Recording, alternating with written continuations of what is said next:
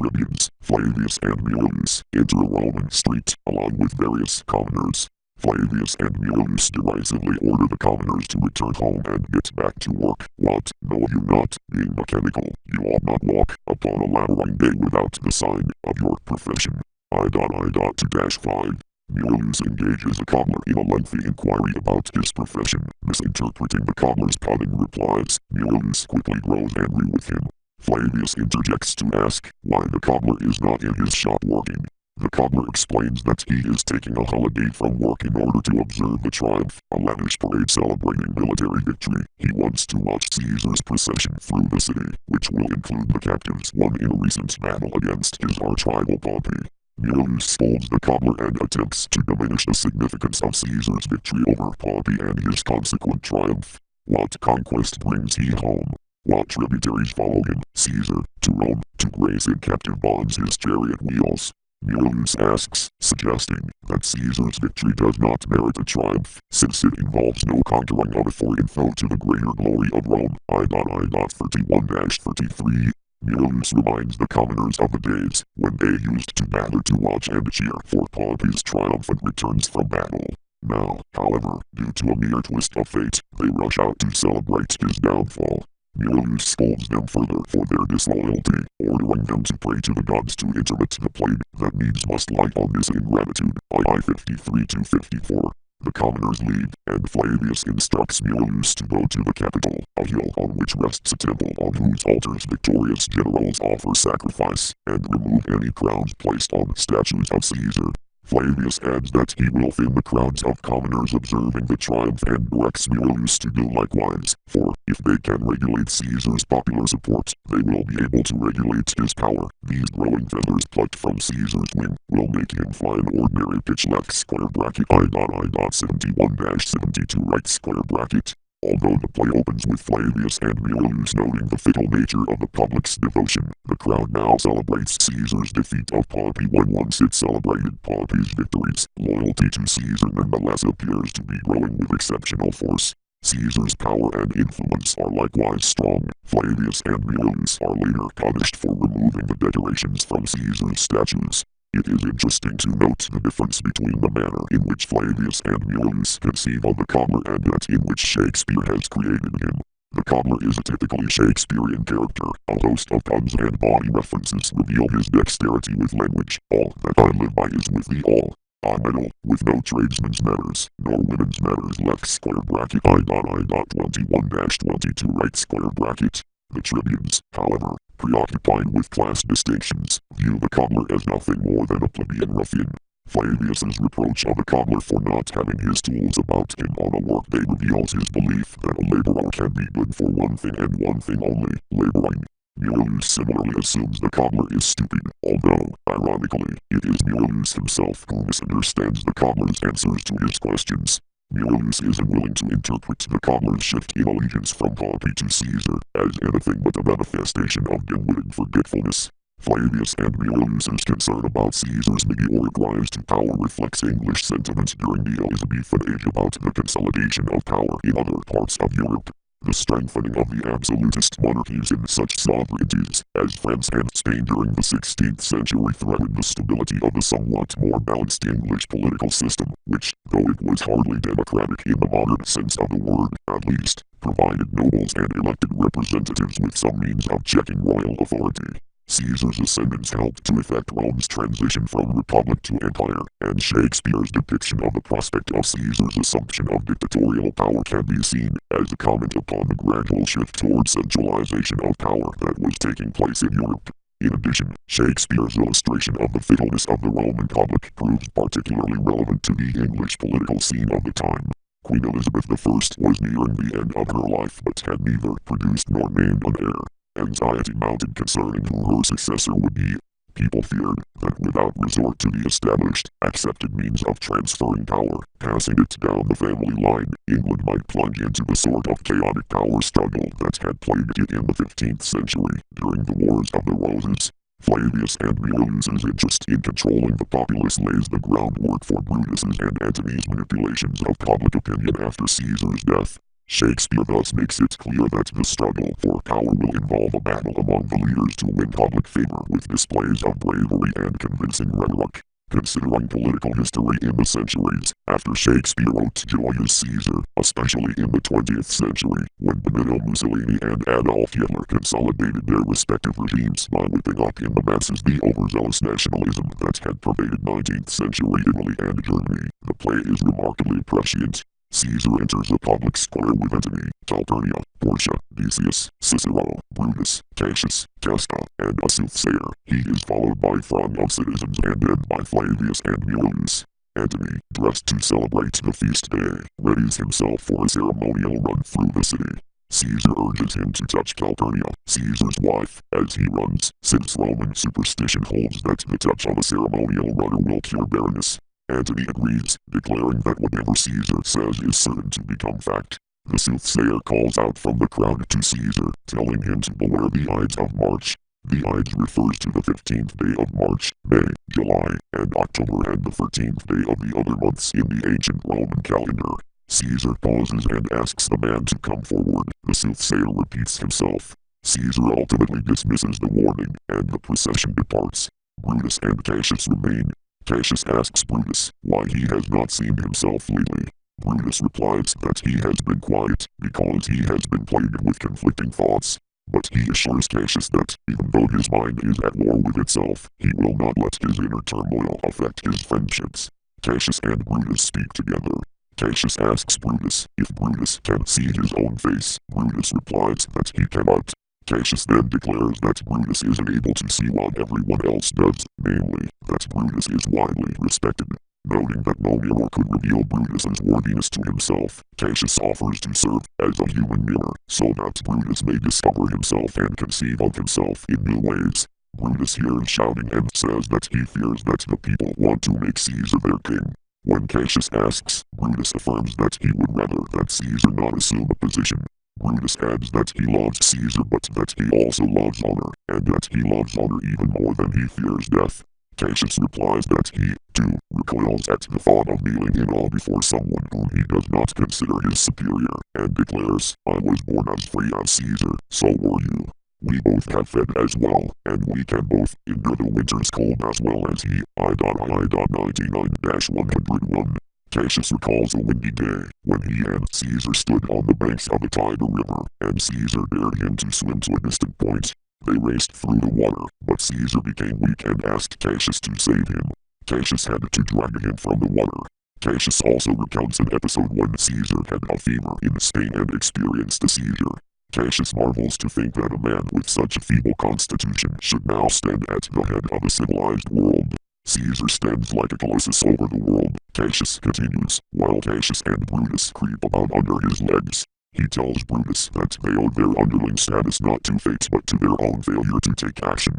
He questions the difference between the name Caesar and the name Brutus. Why should Caesar's name be more celebrated than Brutus's when, spoken together, the names sound equally pleasing and thus suggest that the men should hold equal power? He wonders in what sort of age they are living when one man can tower over the rest of the population. Brutus responds that he will consider Cassius's words. Although unwilling to be further persuaded, he admits that he would rather not be a citizen of Rome in such strange times as the present. Meanwhile, Caesar and his train return. Caesar sees Cassius and comments to Antony that Cassius looks like a man who thinks too much. Such men are dangerous, he adds.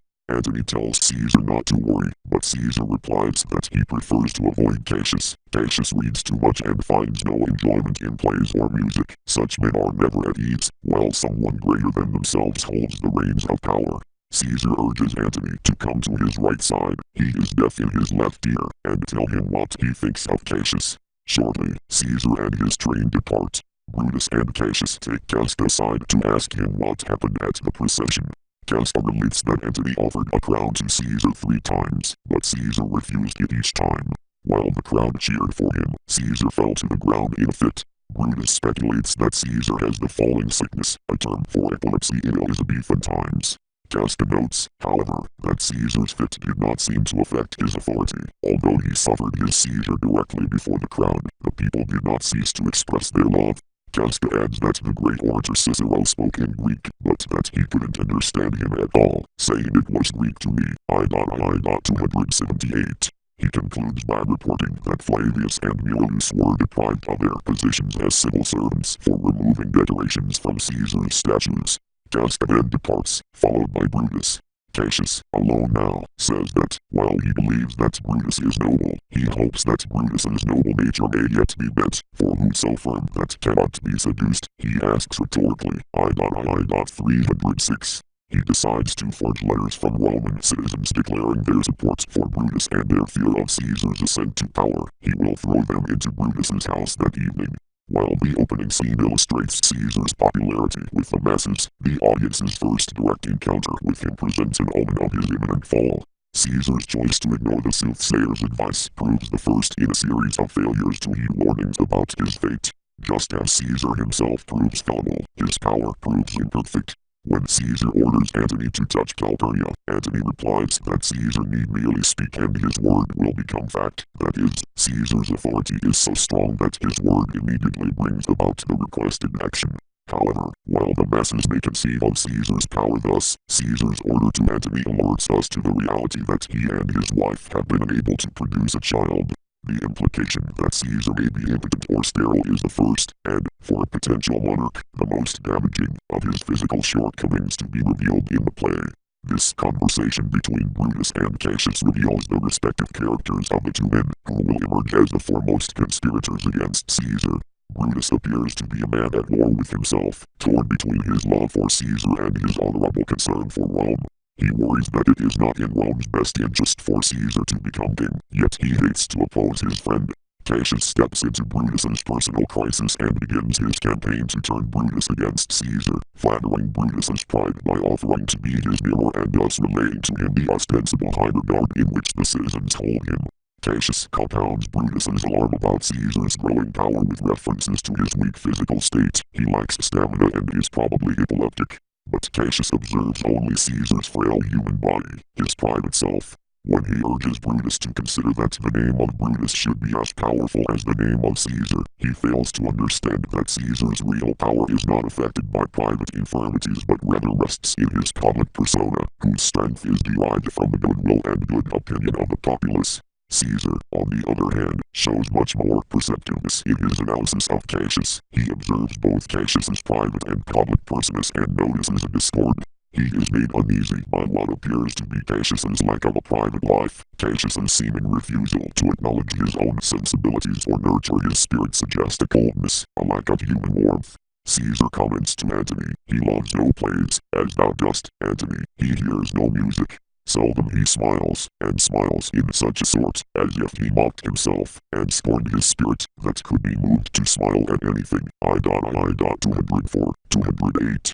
Cassius remains merely a public man, without any suggestion of a private self. Such a man, Caesar properly recognizes, is made uncomfortable by others' power. The question of Caesar's own ambition is raised in Casca's account of the triumphal procession. In describing how Antony offered Caesar a crown 3 times, Casca makes sure to point out Caesar's reluctance in refusing the crown. Since the incident is related from Casca's anti-Caesar perspective, it is difficult to ascertain Caesar's true motivations. Did Caesar act out of genuine humility or did he merely put on a show to please the crowd? Nevertheless, Casca's mention of Caesar's hesitation suggests that, no matter how noble his motivations, Caesar is capable of being seduced by power and thereby capable of becoming a dictator, as Brutus fears. At the close of the scene, when Cassius plots to turn Brutus against Caesar by planting forged letters in Brutus's house, Cassius has shrewdly perceived that Brutus's internal conflict is more likely to be influenced by what he believes the populace to think than by his own personal misgivings. Cassius recognizes that, if Brutus believes that the people distrust Caesar, then he will be convinced that Caesar must be thwarted. Cassius aims to take advantage of Brutus's weakest point, namely, Brutus's honorable concerns for Rome. Brutus's inflexible ideals leave him open for manipulation by Cassius. Cassius, in contrast, has made himself adaptable for political survival by wholly abandoning his sense of honor.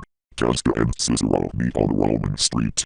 Casca says that, though he has seen many terrible things in the natural world, nothing compares to the frightfulness of this night's weather. He wonders if there is strife in heaven or if the gods are so angered by mankind that they intend to destroy it. Casca relates that he saw a man with his hands on fire, and yet his flesh was not burning. He describes meeting a lion near the capital. Bizarrely, the lion ignored him and walked on. Many others have seen men on fire walking in the streets, and an owl, a nocturnal bird, was seen sitting out in the marketplace during the day. When so many abnormal events happen at once, Casca declares, no one could possibly believe that they are natural occurrences. Casca insists that they are portents of danger ahead. Cicero replies that men will interpret things as they will. Indeed, it is a strange disposed time, but men may construe things after their fashion, clean from the purpose of the things themselves. I.33-35. Cicero asks if Caesar is coming to the capital the next day. Casca replies that he is.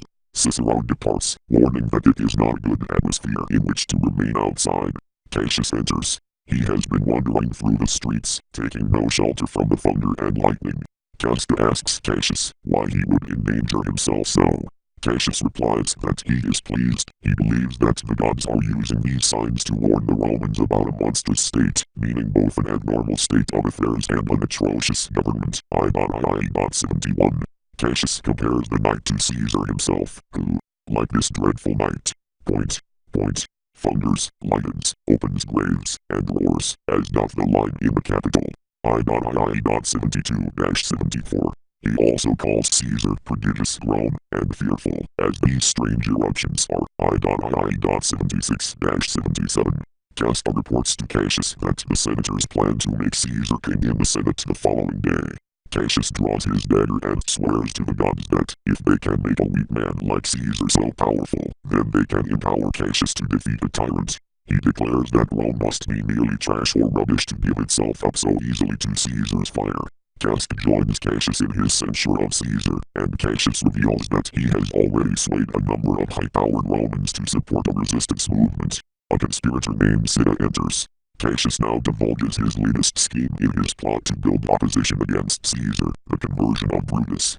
Cassius gives Cinna the letters he has forged to place in Brutus's chair in the Senate, and others to throw through Brutus's window and place on Brutus's statue. Cassius claims that Brutus has already come 3/4 of the way toward turning against Caesar. He hopes the letters will bring him the rest of the way round. Casca comments that the noble Brutus's participation in their plot will bring worthiness to their schemes, for he sits high in all the people's hearts, and that which would appear offense in us, his countenance, like richest alchemy, will change to virtue and to worthiness. I.157-60. This scene demonstrates the characters' inability to interpret correctly the signs that they encounter. The night is full of portents, but no one construes them accurately. Cassius asserts that they signify the danger that Caesar's possible coronation would bring to the state, while they actually warn of the destruction that Cassius himself threatens. Meanwhile, Cassius plots to win Brutus to his cause by misleading him with letters. He knows that Brutus will take the written word at face value, never questioning the letter's authenticity. The juxtaposition of Cicero's grave warning about not walking in this night's disturbing weather with Cassius's self-satisfied mood upon meeting with Casca, he labels the night very pleasing. To honest men left square bracket I.43 right square bracket aligns Cassius with the evil that the omens portend. Further, this nexus suggests a sort of prophetic fallacy, an artistic device by means of which an inanimate entity assumes human emotions and responses. Shakespeare was especially fond of employing prophetic fallacy with nature in moments of turmoil, as in Macbeth, when the night grows increasingly eerie, until Macbeth observes that nature seems dead right, before he goes to murder King Duncan left square bracket second I.50 right square bracket. In Julius Caesar, the terrifying atmosphere of supernatural phenomena reflects Cassius's horrific plan to murder Caesar.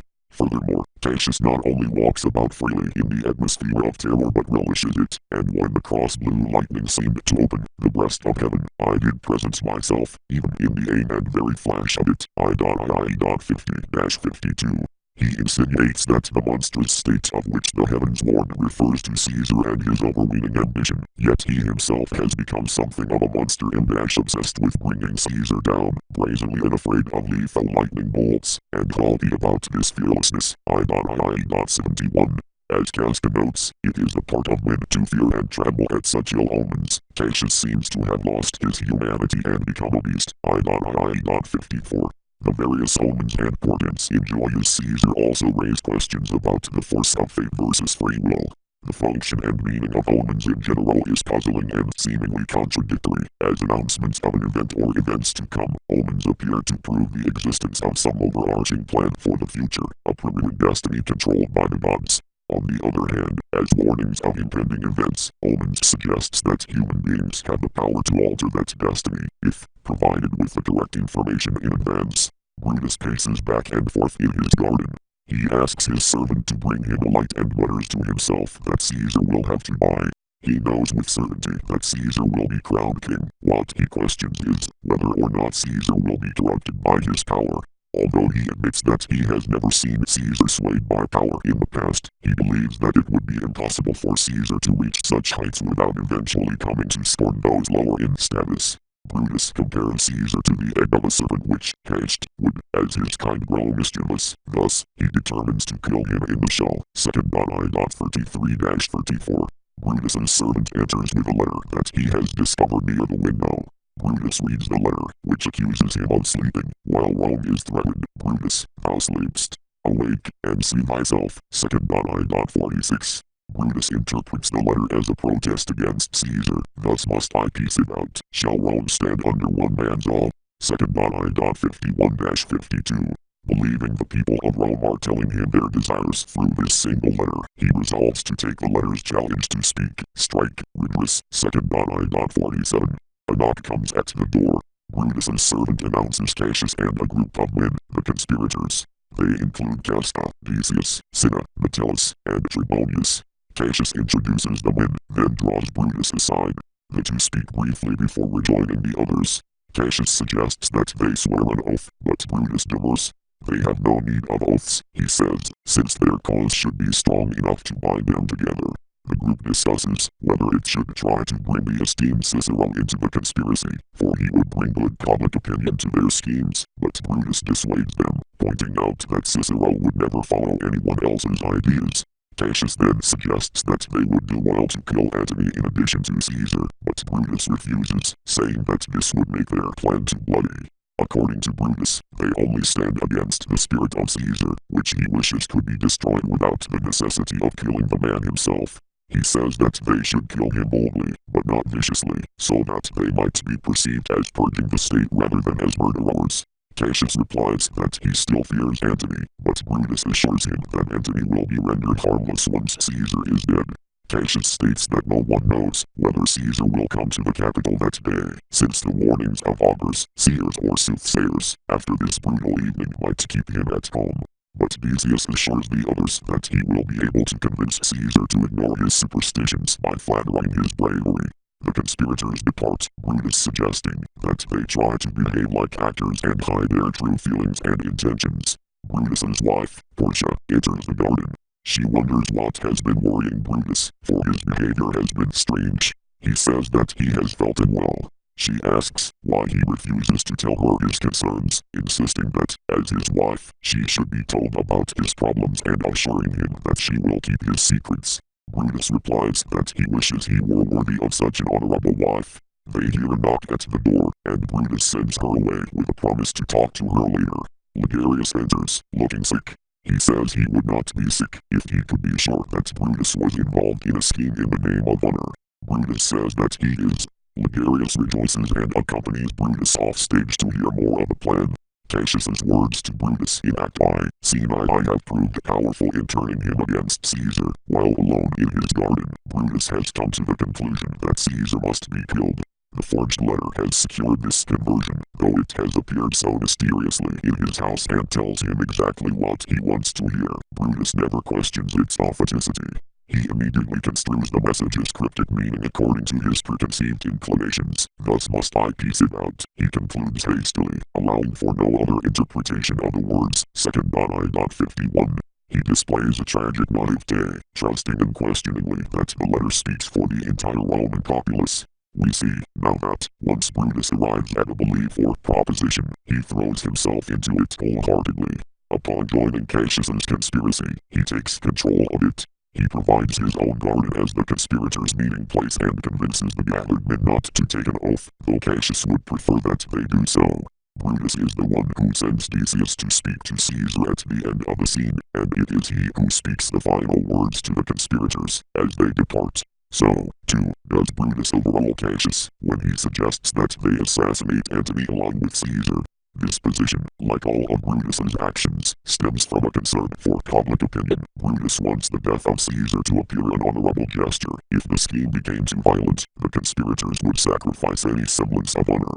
He insists rather excessively on preserving honor in the conspiracy, saying that in a noble cause one has no need to swear an oath to others, do not stain the even virtue of our enterprise, nor fins the oppressive metal of our spirits, to think that or our cause or our performance did need an oath. 2.I.131-135. Men swear oaths only when they doubt the strength of each other's devotion. To take up oaths now would be to insult the current undertaking and the men involved. It is a rather ironic proposition from Brutus, who has declared loyalty and friendship to Caesar and now casts those commitments aside. Notably, Brutus asks the men not to stain the virtue of their scheme, a word that evokes blood. Ultimately, they will not be able to avoid staining themselves with Caesar's blood. Yet, although Brutus appears completely determined in his interactions with the conspirators, his inability to confess his thoughts to Portia signifies that he still harbors traces of doubt regarding the legitimacy of his plan.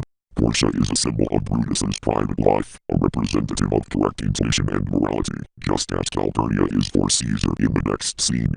Her husband's dismissal of her intuitions, like Caesar's of Calpurnia's, leads to folly and points to his largest mistake, his decision to ignore his private feelings, loyalties, and misgivings for the sake of a plan that he believes to be for the public good. Caesar wanders through his house in his dressing gown, kept awake by his wife Calpurnia's nightmares. 3 times she has called out in her sleep about Caesar's murder. He sends a servant to bid the priests to offer a sacrifice and tell him the results. Calpurnia enters and insists that Caesar not leave the house after so many bad signs. Caesar rebuffs her, refusing to give in to fear. But Calpurnia, who has never heeded omens before, speaks of what happened in the city earlier that night. Dead men walked, ghosts wandered the city, a lioness gave birth in the street, and lightning shattered the skies. These signs portend true danger, she says. Caesar cannot afford to ignore them. Caesar counters that nothing can change the plans of the gods. He deems the signs to apply to the world in general and refuses to believe that they bode ill for him personally. Calpurnia says that the heavens proclaim the death of only great men, so the omens must have to do with him. Caesar replies that, while cowards imagine their death frequently, thus dying in their minds several times over, brave men, refusing to dwell on death, die only once. He cannot understand why men fear death, which must come eventually to all. The servant enters, reporting that the authors recommend that Caesar stay home. They examined the entrails of an animal and were unable to find a heart, a bad sign. But Caesar maintains that he will not stay home out of fear. Danger cannot affect Caesar, he says. Calpurnia begs him to send Antony to the Senate in his place. Finally Caesar relents. Decius enters, saying that he has come to bring Caesar to the Senate. Caesar tells him to tell the senators that he will be absent that day. Calpurnia tells him to plead illness, but Caesar refuses to lie. Decius then asks what reason he should offer. Caesar states that it is simply his will to stay home. He adds that Calpurnia has had a dream in which she saw his statue run with blood like a fountain, while many smiling Romans bathed their hands in the blood. She has taken this to portend danger for Caesar. Decius disputes Calpurnia's interpretation, saying that actually the dream signifies that Romans will all gain lifeblood from the strength of Caesar. He confides that the Senate has decided to give Caesar the crown that day. If Caesar were to stay at home, the senators might change their minds. Moreover, Caesar would lose public regard if he were perceived as so easily swayed by a woman or by fear. Caesar replies that his fears now indeed seem small. He calls for his robe and prepares to depart. Cassius and Brutus enter with Ligarius, Metellus, Casca, Trebonius, and Cinna to escort him to the Senate. Finally, Antony enters. Caesar prepares to depart. Artemidorus comes on stage, reading to himself a letter that he has written Caesar, warning him to be wary of Brutus, Casca, and the other conspirators. He stands along the route that Caesar will take to the Senate, prepared to hand the letter to him as he passes. He is said to think that the virtue embodied by Caesar may be destroyed by the ambitious envy of the conspirators. He remains hopeful, however, that if his letter gets read, Caesar may yet live. Portia sends Brutus's servant to the Senate to observe events and reports back to her how Caesar is faring. A soothsayer enters, and Portia asks him if Caesar has gone to the capital yet. The soothsayer replies that he knows that Caesar has not yet gone. He intends to wait for Caesar along his route, since he wants to say a word to him. He goes to the street to wait, hoping Caesar's entourage will let him speak to the great man. These scenes emphasize the many grave signs portending Caesar's death, as well as his stubborn refusal to heed them. Initially, Caesar does agree to stay home in order to please Calpurnia, showing more concern for his wife than Brutus did for Portia in the previous scene. In appreciating Calpurnia's fear, Caesar demonstrates an ability to pay attention to his private matters, albeit a muffled one.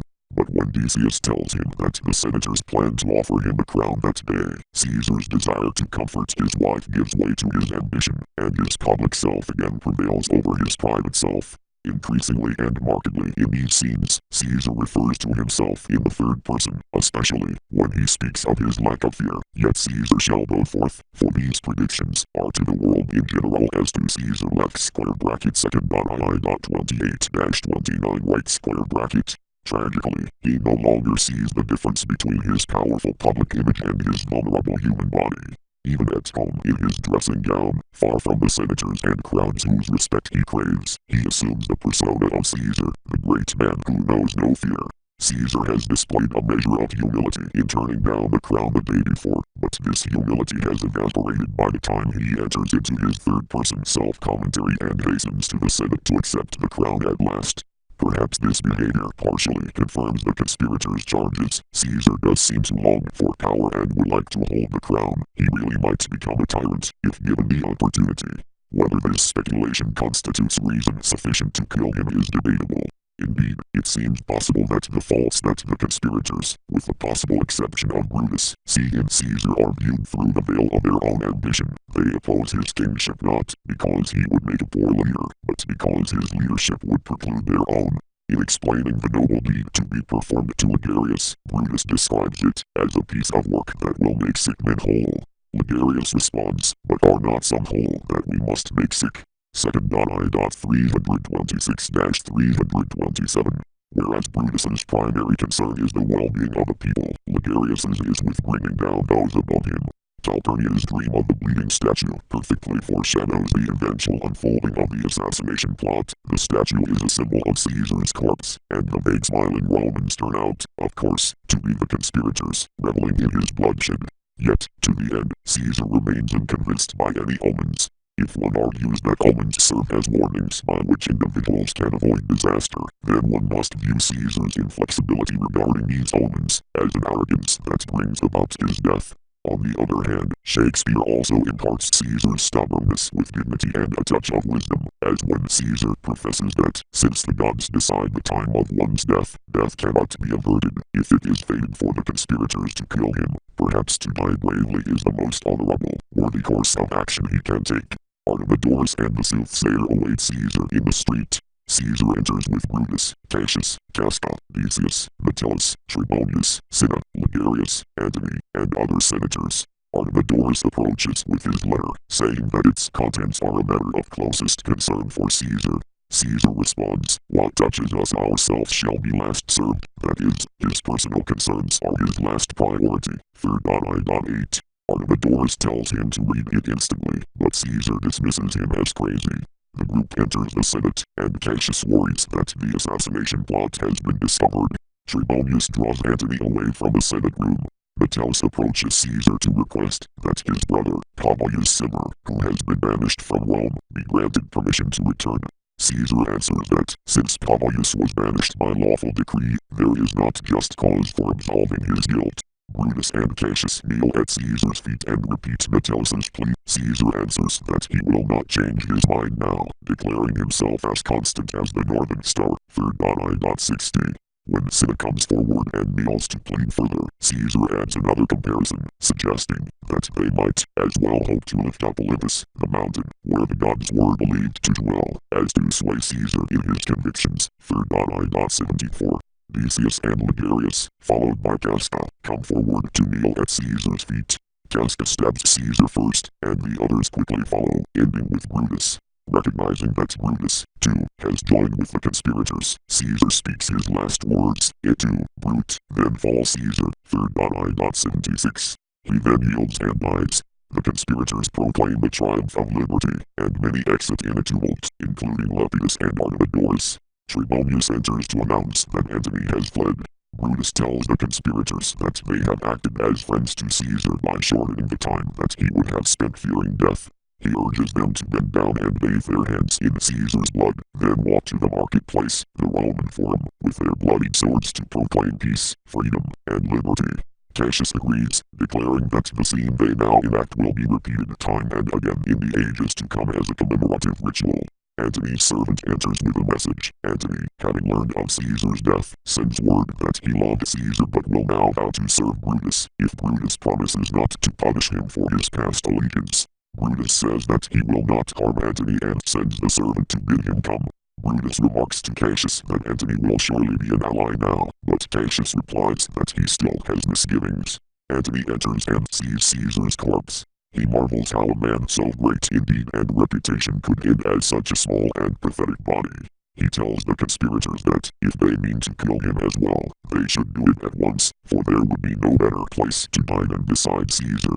Brutus tells Antony not to beg for death, saying that, although their hands appear bloody, their hearts have been, and continue to be, full of pity. Although they must appear to him now, as having acted in cruelty, their actual motives stemmed from sympathy and love for the Roman populace.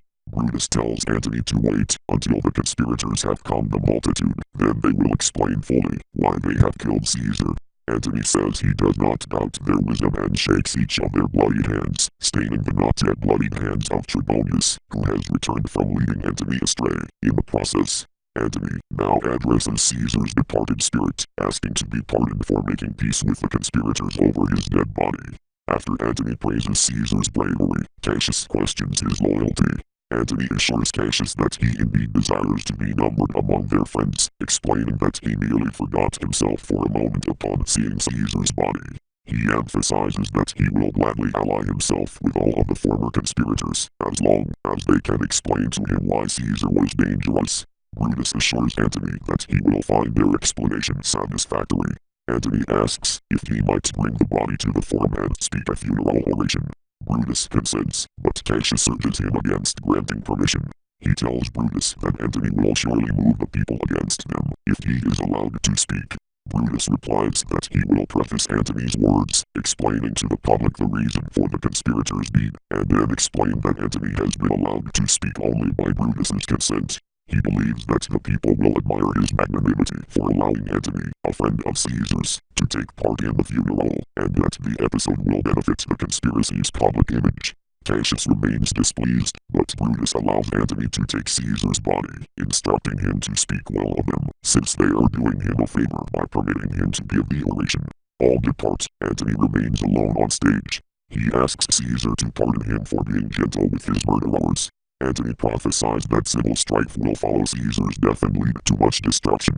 As long as the foul deed of Caesar's death remains unavenged, he predicts Caesar's spirit will continue to seek revenge, bringing chaos to Rome. Octavius's servant enters and sees the body on the ground. Antony tells him to return to Octavius, who had been traveling to Rome at Caesar's behest, and keep his master out of the city. Rome is now dangerous for Octavius, Caesar's adopted son and appointed successor. But Antony urges the servant to come to the forum and hear his funeral speech. Once they see how the public responds to the conspirators' evil deed, they can decide how Octavius should proceed. Just preceding his death, Caesar refuses Artemidorus's pleas to speak with him, saying that he gives last priority to his nearest, most personal concerns. He thus again demonstrates a split between his public and private selves, endangering himself by believing that his public self is so strong that his private self cannot be harmed.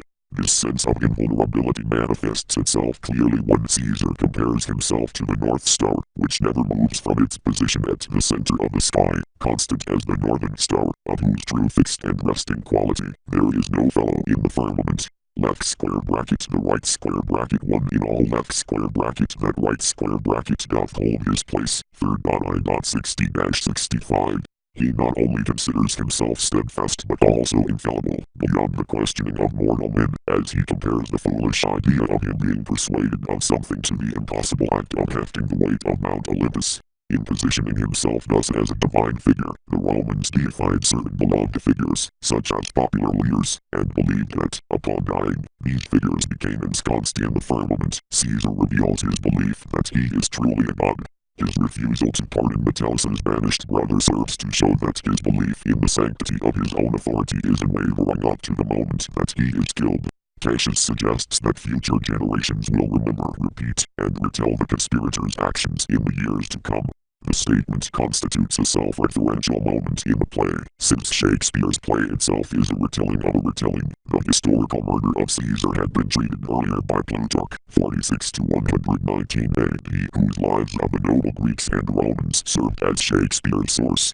It was Plutarch who asserted that Caesar ceased to defend himself upon recognizing Brutus among the conspirators, and Plutarch who first gave Caesar his famous last words, which Shakespeare preserves in the original Latin. It too, Brute, and you, Brutus. Left square bracket third I. 76 right square bracket. With these words, Caesar apprehends the immensity of the plot to kill him, a plot so total that it includes even his friends, and simultaneously levels a heartbroken reproach at his former friend. By Shakespeare's time, Plutarch's lines had already achieved fame, and an Elizabethan audience would likely have anticipated them in the murder scene. It is Shakespeare's deft hand of creation, however, that brings Antony to the scene. Despairing over Caesar's death, Antony knows that he poses a danger to the conspirators and that he must pretend to support them if he wants to survive. He assures them that they have his allegiance and shakes their hands, thus smearing himself with Caesar's blood and marking Trebonius with blood as well. By marking Trebonius, Antony may be silently insisting on Trebonius's guilt in the murder, even if his part was less direct than that of the other conspirators. Yet he does so in a handshake, an apparent gesture of allegiance. While the blood on Trebonius's hands marks him as a conspirator, the blood on Antony's hands, like war paint, marks him as the self-appointed instrument for vengeance against Caesar's killers. Cassius's worries about Antony's rhetorical skill prove justified. The first scene of the play clearly illustrates the fickleness of the multitude, which hastens to cheer Caesar's triumph over a man whom it once adored. Surely the conspirators run a great risk by letting such a fickle audience listen to the mournful Antony. Yet, blinded by his conception of the assassination as a noble deed done for the people and one that the people must thus necessarily appreciate, Brutus believes that the masses will respond most strongly not to Antony's words but to the fact that the conspirators have allowed him to speak at all. Because he feels that he himself, by helping to murder a dear friend, has sacrificed the most, Brutus believes that he will be respected for giving priority to public matters over private ones. We will see, however, that Brutus's misjudgment will lead to his own downfall. He grossly underestimates Antony's rhetorical skill and overestimates the people's conception of virtue. Brutus and Cassius enter the forum with a crowd of plebeians. Cassius exits to speak to another portion of the crowd. Brutus addresses the onstage crowd, assuring them that they may trust in his honor. He did not kill Caesar out of a lack of love for him, he says, but because his love for Rome outweighed his love of a single man. He insists that Caesar was great but ambitious. It was for this reason that he slew him. He feared that the Romans would live as slaves under Caesar's leadership. He asks if any disagree with him, and none do. He thus concludes that he has offended no one and asserts that now Caesar's death has been accounted for, with both his virtues and faults in life given due attention. Antony then enters with Caesar's body. Brutus explains to the crowd that Antony had no part in the conspiracy but that he will now be part of the new commonwealth. The plebeians cheer Brutus's apparent kindness, declaring that Brutus should be Caesar. He quiets them and asks them to listen to Antony, who has obtained permission to give a funeral oration. Brutus exits. Antony ascends to the pulpit, while the plebeians discuss what they have heard. They now believe that Caesar was a tyrant and that Brutus did right to kill him. But they wait to hear Antony. He asks the audience to listen, for he has come to bury Caesar, not to praise him. He acknowledges Brutus's charge that Caesar was ambitious and maintains that Brutus is an honorable man, but he says that Caesar was his friend. 3rd I. 84. He adds that Caesar brought to Rome many captives, whose countrymen had to pay their ransoms, thus filling Rome's coffers. He asks rhetorically, if such accumulation of money for the people constituted ambition. Antony continues that Caesar sympathized with the poor, when that the poor have cried, Caesar hath wept. 3.I.88. He reminds the plebeians of the day, when he offered the crown to Caesar 3 times, and Caesar 3 times refused. Again, he ponders aloud, whether this humility constituted ambition. He claims that he is not trying to disprove Brutus's words but rather to tell them what he, Antony, knows. He insists that, as they all loved Caesar once, they should mourn for him now. Antony pauses to weep. The plebeians are touched. They remember when Caesar refused the crown and wonder if more ambitious people have not stepped into his place. Antony speaks again, saying that he would gladly stir them to mutiny and rebellion, though he will not harm Brutus or Cassius, for they are, again, honorable men. He then brings out Caesar's will. The plebeians beg him to read it. Antony says that he should not, for then they would be touched by Caesar's love for them. They implore him to read it. He replies that he has been speaking too long. He wrongs the honorable men who have let him address the crowd. The plebeians call the conspirators traitors and demand that Antony read the will. Finally, Antony descends from the pulpit and prepares to read the letter to the people, as they stand in a circle around Caesar's corpse. Looking at the body, Antony points out the wounds that Brutus and Cassius inflicted, reminding the crowd how Caesar loved Brutus, and yet Brutus stabbed him viciously. He tells how Caesar died and blood ran down the steps of the Senate. Then he uncovers the body for all to see. The plebeians weep and become enraged. Antony says that they should not be stirred to mutiny against such honorable men. 3.I.148. He protests that he does not intend to steal away their hearts, for he is no orator like Brutus. He proclaims himself a plain man. He speaks only what he knows. He says he will let Caesar's wounds speak the rest. If he were Brutus, he claims, he could urge them to rebel, but he is merely Antony. The people declare that they will mutiny nonetheless. Antony calls to them to let him finish. He has not yet read the will. He now reads that Caesar has bequeathed a sum of money from his personal holdings to every man in Rome. The citizens are struck by this act of generosity and swear to avenge this selfless man's death. Antony continues reading, revealing Caesar's plans to make his private parks and gardens available for the people's pleasure. The plebeians can take no more. They charge off to wreak havoc throughout the city. Antony, alone, wonders what will come of the mischief he has set loose on Rome. Octavius's servant enters. He reports that Octavius has arrived at Caesar's house, and also that Brutus and Cassius have been driven from Rome. Cinna the poet, a different man from Cinna the conspirator, walks through the city. A crowd of plebeians descends, asking his name. He answers that his name is Cinna, and the plebeians confuse him with the conspirator Cinna.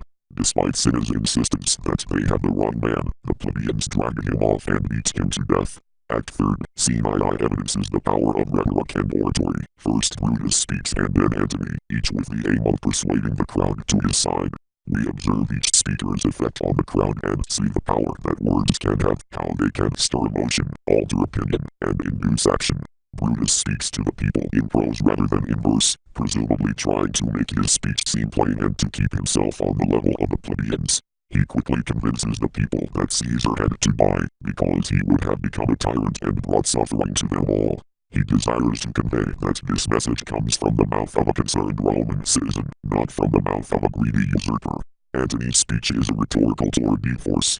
He speaks in verse and repeats again and again that Brutus and the conspirators are honorable men. The phrase Brutus says he was ambitious, and Brutus is an honorable man accrues new levels of sarcasm at each repetition. 3.I.83-84.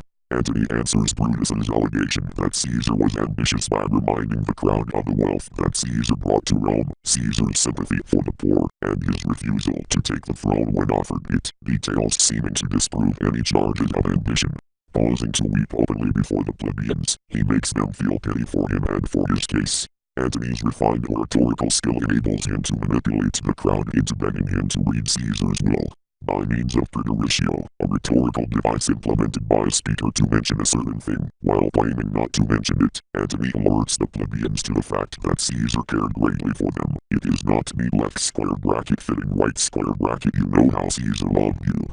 'Tis good you know not that you are his heirs. 3.I.138-142. Under the pretense of sympathetically wanting to keep the plebeians from becoming outraged, Antony hints to them that they should become outraged. He thus gains their favor.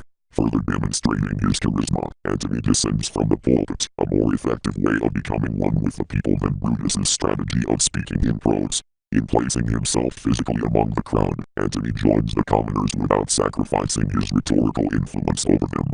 First he speaks of Caesar's wounds and his horrible death. He shows the body, evoking fully the pity and anger of the crowd. He claims, with false modesty, that he is not a great orator, like Brutus, and that he doesn't intend to incite revolt. Yet in this very sentence he effects the exact opposite of what his words say. He proves himself a deft orator indeed, and although he speaks against mutiny, he knows that at this point the mere mention of the word will spur action. Having prepared the kindling with his speech, Antony lights the fire of the people's fury with his presentation of Caesar's will. Caesar had intended to share his wealth with the people of Rome and had planned to surrender his parks for their benefit. Antony predicts and utilizes the people's sense of injustice at being stripped of so generous a ruler. The people completely forget their former sympathy for Brutus and rise up against the conspirators, leaving Antony to marvel at the force of what he has done. In the ensuing riot, the killing of Cinna the poet exemplifies the irrationality of the brutality that has been unleashed. Since Caesar's murder, Rome has become so anarchic that even a poet finds himself in grave danger. This murder of the wrong man parallels the conspirators' more metaphoric murder of the wrong man, although Brutus and Cassius believe that they have brought an end to Caesar's charisma and authority. They have merely brought an end to the mortal body that he inhabited. While the body may lie dead, the true Caesar, the leader of the people, lives on in their hearts, as he does in the anxious minds of the conspirators. Brutus will soon encounter Caesar's ghost near the battlefield. The populace will now seek a man who can serve as their Caesar. The word has now become a synonym for ruler. In his place, Caesar has instilled in the Romans a desire to replace the old republic with a monarchy. Antony meets Octavius and Lepidus at his house. They review a list of names, deciding who must be killed. Lepidus agrees to the death of his brother, if Antony will agree to allow his nephew to be killed. Antony suggests that, as a way of saving money, they examine Caesar's will to see if they can redirect some of his funds. Lepidus departs, and Antony asks Octavius if Lepidus is a worthy enough man to rule Rome with him and Octavius. Octavius replies that he trusts him, but Antony harbors doubts. Octavius points out that Lepidus is a tried and valiant soldier, to which Antony responds, "So is my horse." He goes on to compare Lepidus to a mere animal, calling him a barren-spirited fellow and a mere tool. 4.I.28-36. Antony now turns the conversation to Brutus and Cassius, who are reportedly gathering an army. It falls to Octavius and Antony to confront them and halt their bid for power. Meanwhile, Brutus waits with his men in camp and meets with Lucilius, Titinius, and Pindarus. Lucilius bears a message from Cassius and steps aside to speak to Brutus. He says that Cassius is becoming more and more displeased with Brutus, and Brutus worries that their ties may be weakening. Cassius arrives with his army and accuses Brutus of having wronged him. Brutus replies that he would not wrong him, as he considers him his brother, and insists that they continue the discussion privately in Brutus's tent. Cassius charges Brutus with having condemned one of their men for taking bribes, even though Cassius sent letters asking him not to, since Cassius knew the man. Brutus responds by accusing Cassius of having taken bribes himself at times. Brutus tells him to recall the Ides of March, when they killed Caesar, because they believed that he was corrupt. He asks Cassius if they should now allow themselves to descend into the very corruption that they tried to eliminate. Cassius tells Brutus not to bait him anymore, for Cassius is a soldier and will fight. The two men insult each other, and Brutus expresses the reasons for his disappointment in Cassius. Because he claims to be so honest himself that he cannot raise money by ignoble means, he was forced to ask Cassius for money, but Cassius ignored him. Cassius claims that he did not deny Brutus, but that the messenger misreported Brutus's words. Cassius accuses Brutus of having ceased to love him. He hopes that Antony and Octavius will kill him soon, for, having lost his closest ally and friend, he no longer desires to live.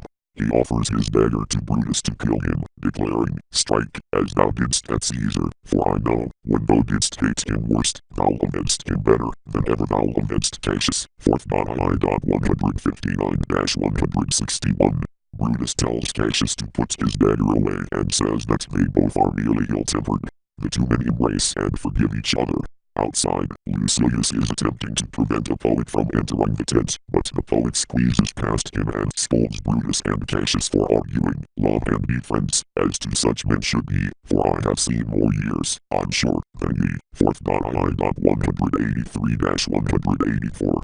But, having already repledged their friendship, the two generals laugh together at the poet's presumptuousness and send him away. Cassius and Brutus drink wine together. Cassius expresses his surprise at Brutus's earlier rage. Brutus explains that he has been under many emotional burdens lately, the foremost of which has been the death of his wife, Portia. He recently received news that she killed herself by swallowing fire. TTS and Messala enter with news from Rome. Messala says that the triumvirate of Octavius, Antony, and Lepidus has put 100 senators to death. Messala asks Brutus if he has had word from Portia, and when Brutus answers negatively, Messala comments that this seems strange. When Brutus inquires if Messala knows something, Messala replies that he does not. But Brutus insists that Messala tell him the truth, and Messala reports that Portia is dead. Brutus suggests that they march to Philippi to meet the enemy. Cassius says that he would rather let the enemy come to them. Brutus protests that they are at the peak of their readiness and should seize the opportunity. Cassius relents and agrees to march. The others depart, leaving Brutus in his tent with his servant Lucius. Brutus summons Varro and Claudio to sleep in his tent until they are needed for early morning messages. The others fall asleep, while Brutus lies awake trying to read. A spectral image enters, identified in the text as Ghost of Caesar. Brutus wonders if he is dreaming. He asks the form to identify himself. The ghost replies that he is thy evil spirit. 4th.I.333. After telling Brutus that they will see each other again at Philippi, the ghost disappears, and Brutus wakes his attendants. He asks them if they saw anything strange, but they reply that they did not. These scenes deal with the events that take place in the vacuum of power left by Caesar's death. Antony's speech to the Roman citizens in Act 3, Scene I centers on the fact that Caesar had set aside money for each citizen.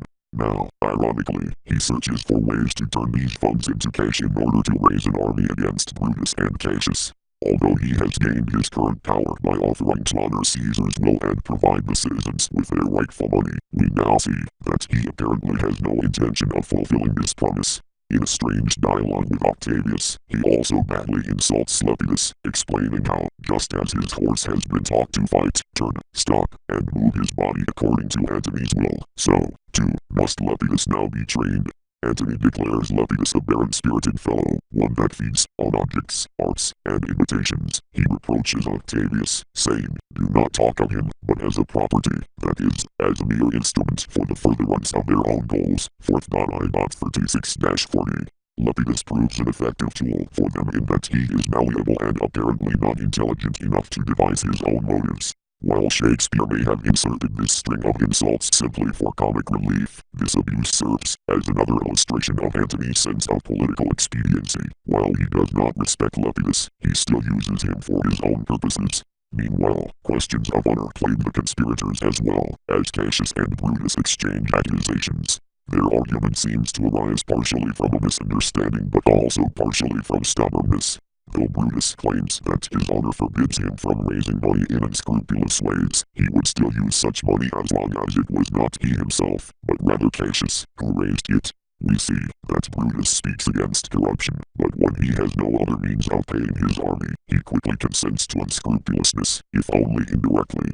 Portia's death is reported twice in Scene I. Plutarch's telling, upon which Shakespeare based his play, describes Portia's death more explicitly. She put hot coals in her mouth and choked herself to death. Some argue that the repetition of the announcement of Portia's suicide reveals the effect of revision on Shakespeare's part. Perhaps, while adding in one section of the scene, he forgot to remove another. Other scholars suggest that Brutus's two separate comments regarding Portia's death show two separate sides of his personality. Again, the private versus the public. That is, alone with Cassius, he admits that his distress at the loss of his wife, but before his men, he appears indifferent or dispassionate. Perhaps the latter reaction is merely a facade, and Brutus simply has too much pride to show his true feelings in public. Brutus's words to Cassius proclaiming their readiness for battle are significant in that they emphasize Brutus's belief in the power of the will over fate. We at the height are ready to decline. There is a time in the affairs of men which, taken at the flood, leads on to fortune, omitted. All the voyage of their life is bound in shallows and in miseries. On such a full sea are we now afloat, and we must take the current, when it serves, or lose our ventures. 4th.II.269-276. Throughout the play, the theme of fate versus free will proves important. Here, Brutus suggests that both exist and that one should take advantage of fate by asserting one's will, while subsequent events demonstrate that the force of fate, or perhaps just Antony and Octavius's superior maneuvering, is stronger than Brutus's individual actions. His speech still makes for a graceful, philosophic axiom, showing Brutus to be a man of deep reflection. Brutus cannot sleep, perhaps, because he is brooding internally on his guilt. In any case, this guilt is soon manifested externally in the form of the ghost of Caesar. This phantom's identification of himself to Brutus as an evil spirit could mean either that the ghost is an evil spirit appearing to Brutus's eyes only, a spirit that is his alone, or that the ghost represents Brutus's own spirit, which is secretly evil. 4th.I.333. However one interprets the arrival of a spectre, the event can only bode ill for Brutus in the battle to come. Octavius and Antony enter the battlefield at Philippi with their armies. A messenger arrives to report that the enemy is ready for battle. Antony, the more experienced soldier, tells Octavius to attack from the left. Octavius refuses and replies that he will attack from the right and Antony can come from the left. Antony asks Octavius why he questions his authority, but Octavius stands firm. The enemy factions, consisting of Brutus, Cassius, and their armies, enter. Titinus, Lucilius, and Messala are among them.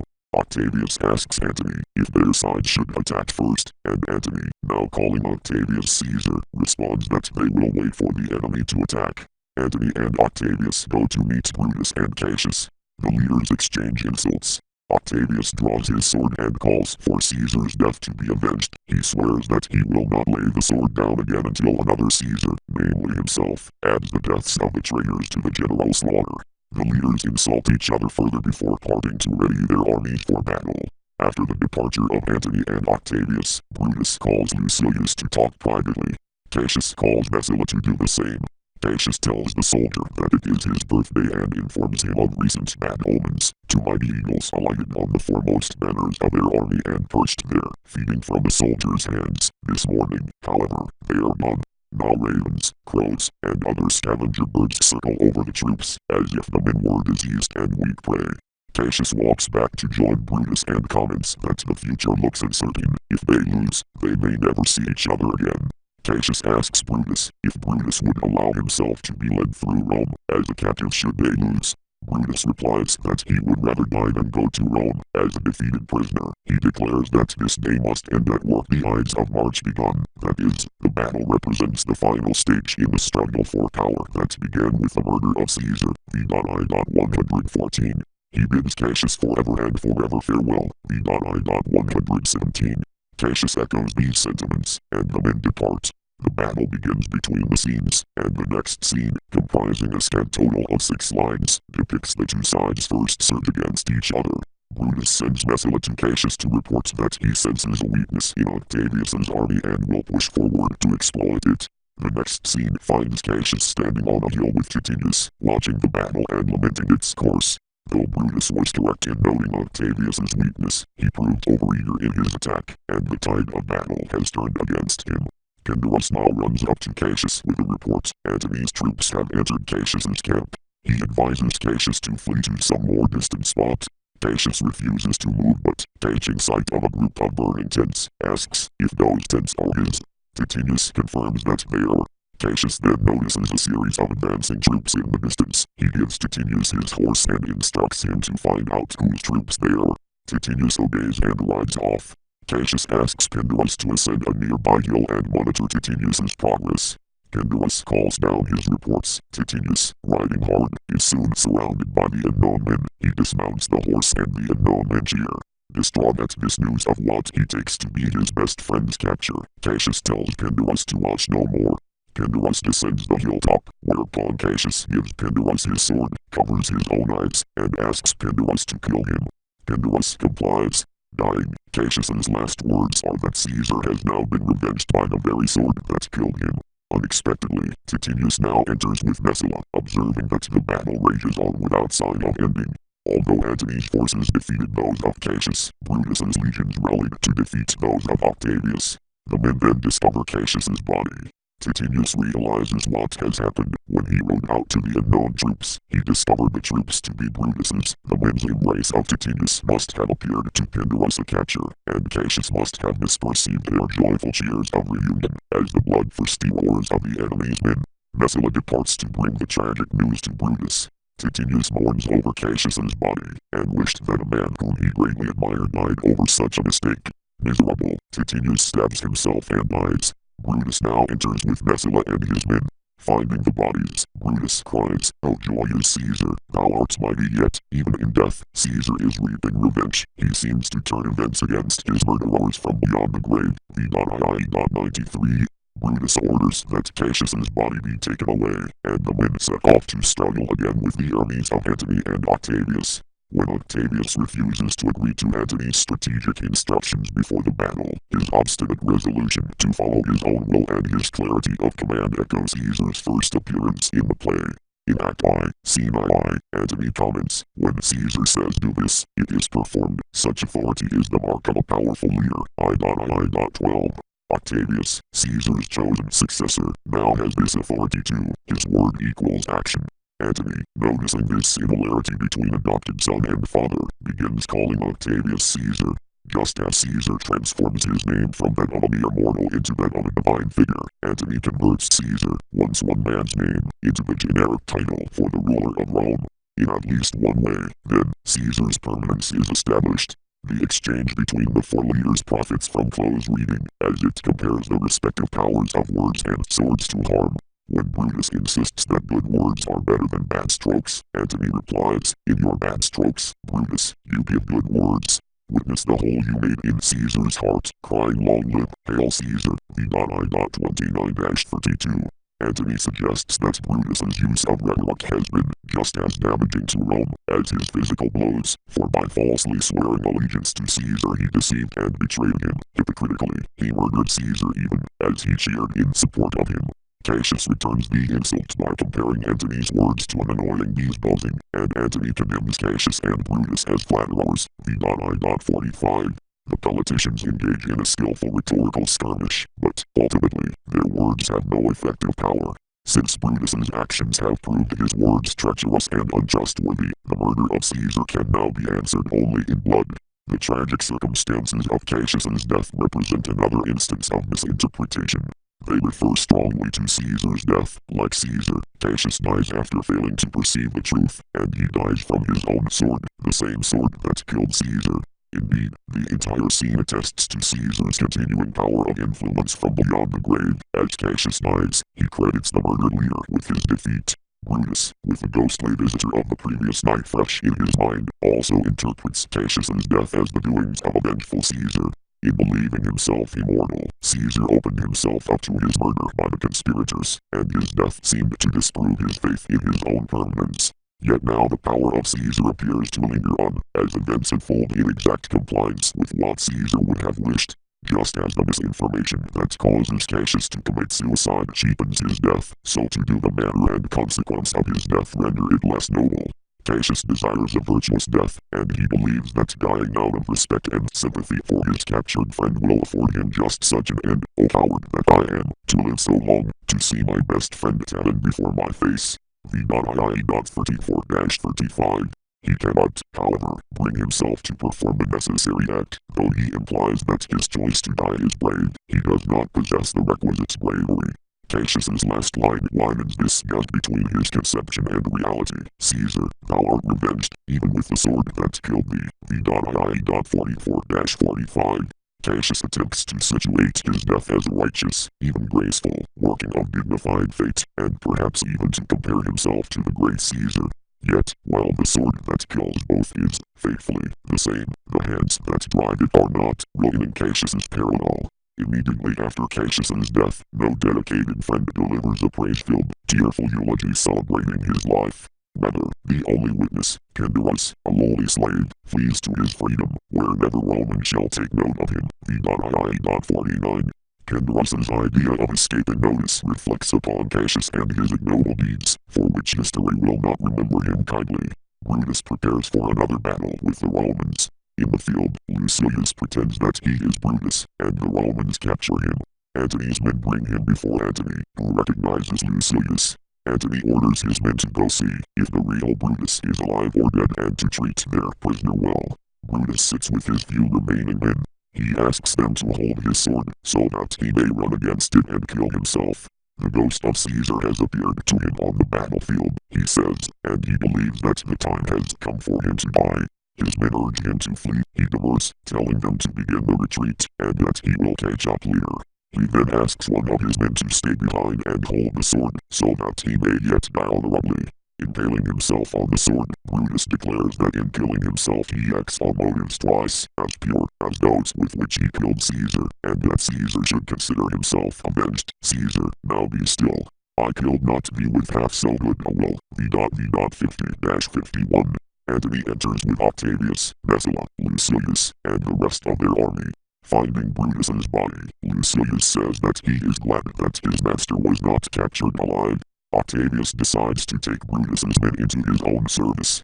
Antony speaks over the body, stating that Brutus was the noblest Roman of all, while the other conspirators acted out of envy of Caesar's power. Brutus acted for what he believed was the common good. Brutus was a worthy citizen, a rare example of a real man. Octavius adds that they should bury him in the most honorable way and orders the body to be taken to his tent.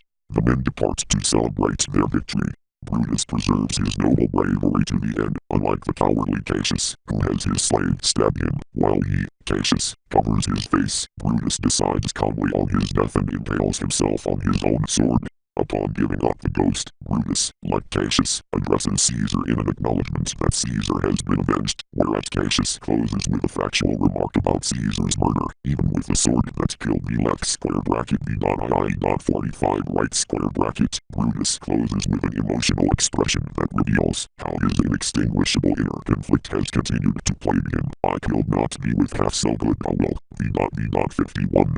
Additionally, whereas the dead Cassius is immediately abandoned by a lowly slave, the dead Brutus is almost immediately celebrated by his enemy as the noblest of Romans. Notably, Brutus is also the only character in the play to interpret correctly the signs ordering his death. When the ghost of Caesar appears to him on the battlefield, he unflinchingly accepts his defeat and the inevitability of his death. With Antony's speech over Brutus's body, it finally becomes clear who the true hero, albeit a tragic hero, of the play is.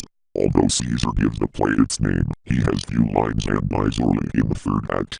While Octavius has proven himself the leader of the future, he has not yet demonstrated his full glory. History tells us that Antony will soon be ousted from the triumvirate by Octavius's growing power. Over the course of the play, Cassius rises to some power, but since he lacks integrity, he is little more than a petty schemer. The idealistic, tormented Brutus, struggling between his love for Caesar and his belief in the ideal of a republic, faces the most difficult of decisions, a decision in which the most is at stake, and he chooses wrongly. As Antony observes, Brutus's decision to enter into the conspiracy does not originate in ambition but rather in his inflexible belief in what the Roman government should be. His ideal proves too rigid in the political world of the play, in which it appears that one succeeds only through chameleon-like adaptability, through bargaining and compromise, skills that Antony masterfully displays. Brutus's mistake lies in his attempt to impose his private sense of honor on the whole Roman state. In the end, killing Caesar does not stop the Roman Republic from becoming a dictatorship, for Octavius assumes power and becomes a new Caesar. Brutus's beliefs may be a holdover from earlier ideas of statesmanship. Unable to shift into the new world order, Brutus misunderstands Caesar's intentions and mistakes the greedy ambition of the conspirators for genuine civic concern. Thus, Brutus kills his friend and later dies himself. But in the end, Antony, the master rhetorician, with no trace of the sarcasm that suffuses his earlier speech about Brutus, still honors him as the best Roman of them all.